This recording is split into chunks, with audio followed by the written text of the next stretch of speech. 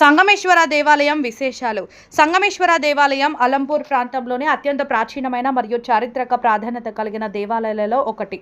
ఈ ఆలయాన్ని చాళుక్య వంశానికి చెందిన మొదటి విక్రమాదిత్యుడు క్రీస్తు శకం 655 నుంచి 681 కాలంలో నిర్మించినట్లు చరిత్రకారులు భావిస్తున్నారు.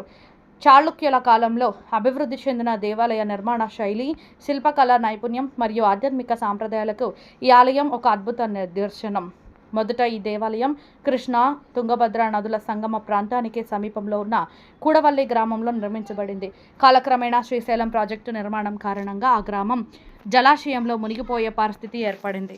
భారతీయ పురాతత్వ సర్వేక్షణ శాఖ ఏఎస్ఐ ఈ చారిత్రక కట్టడాన్ని పరిరక్షించేందుకు ప్రత్యేక చర్యలు చేపట్టి ఆలయంలోని ప్రతి రాతి భాగాన్ని జాగ్రత్తగా విడదీసి అలంపూర్కు తరలించింది.